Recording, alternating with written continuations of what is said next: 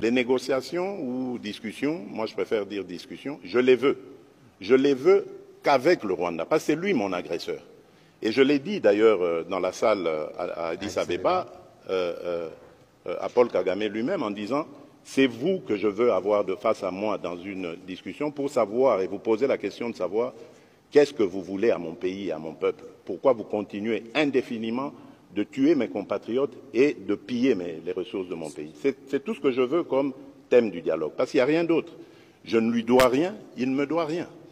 Mais il doit simplement m'expliquer pourquoi est-ce qu'il s'acharne à massacrer mes compatriotes de cette manière, injustement, depuis tant d'années, et pourquoi est-ce qu'il continue systématiquement à piller les ressources minières et autres, parce qu'on ne parle pas de l'agriculture, mais notre thé, notre café va aussi au Rwanda, et quand il arrive là-bas, il est estampillé Made in Rwanda, alors que c'est le produit du vol des Congolais, du sol congolais. Donc voilà, c'est ça qui justifie le fait que je ne veux pas de négociation avec cette coquille vide qu'on appelle le M23. Et d'ailleurs, j'en veux pour preuve le cas de l'Angola, poser la question au président angolais, qui m'avait aussi demandé cette autorisation d'entrer en contact avec le M23 parce qu'il savait que moi je ne voulais pas discuter avec eux. Je lui ai dit, président, faites-le, mais vous me donnerez raison, vous verrez très vite que ces gens sont des pantins du Rwanda. Ils ne continueront pas ces discussions parce qu'ils savent que vous allez découvrir que derrière ça, ce sont des Rwandais qu'il y a. Pas beaucoup. J'ai vu quelques Congolais irresponsables qui ont osé dire oui, mais on a vu le M23, il n'y a que des Congolais là-dedans. Tant pis pour eux, l'histoire les jugera un jour. Mais je peux vous certifier que le M23 n'est pas congolais. Mais voilà pourquoi d'ailleurs ils refusent d'aller en cantonnement. Parce qu'ils savent que quand ils seront cantonnés, nous allons demander l'identification de tous ces gens. Tout à fait. Ces soi-disant combattants. Et nous découvrirons que ce sont des Rwandais et non des Congolais. On prend quelques aventuriers, on les place devant et on fait croire que c'est une revendication congolaise. Alors que nous sommes un pays démocratique, nous venons de sortir d'élections démocratiques comme il n'y en a jamais eu dans ce pays. Alors j'ai entendu ci et là, surtout de la part d'opposants, oui, mais ça fait longtemps que Bunagana est occupé, ça fait ceci. Non. Vous savez, ce qui se passe aujourd'hui en République démocratique du Congo, ce sont des douleurs d'enfantement d'un nouveau Congo. Nous ne voulons pas qu'ils partent simplement géographiquement et puis ensuite on remet nos populations pour que demain ils reprennent les mêmes aventures. Nous voulons une paix définitive. Voilà pourquoi nous parlons de montée en puissance de notre armée, comme jamais il y en a eu. Nous avons dépensé déjà des milliards de dollars pour que cette armée arrive à ce niveau aujourd'hui. Ce n'est pas terminé, on va continuer ça.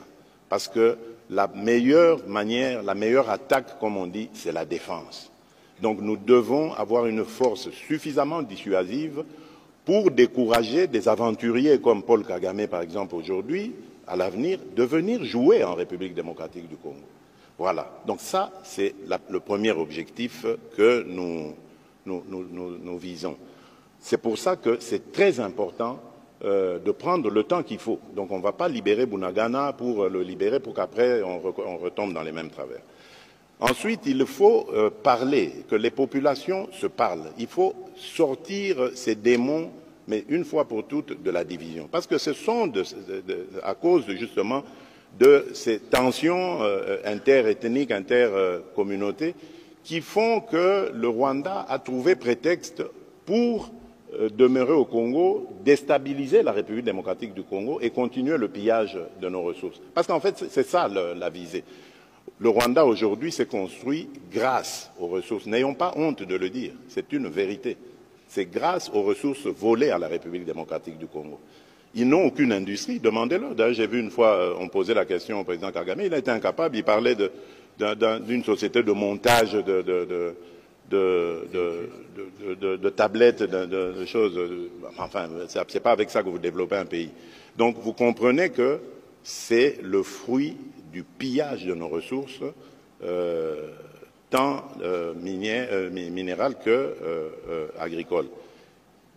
Et raison de plus encore pour vilipender, condamner cette attitude de l'Union européenne qui ose signer un MOU avec un receleur, parce que c'est des produits volés à la République démocratique du Congo qu'il va vendre à l'Union européenne. Je me demande comment ils vont faire ça. On en parlera peut-être plus tard. Donc voilà ce que je peux vous dire. Je tiens vraiment à rassurer nos compatriotes, nous ne les avons pas oubliés. Un jour, je leur fais cette promesse, ils vont rentrer chez eux, mais alors là, pour une paix durable et définitive. Parce que c'est ce Congo-là que je veux, ce Congo qui va se tourner vers son développement.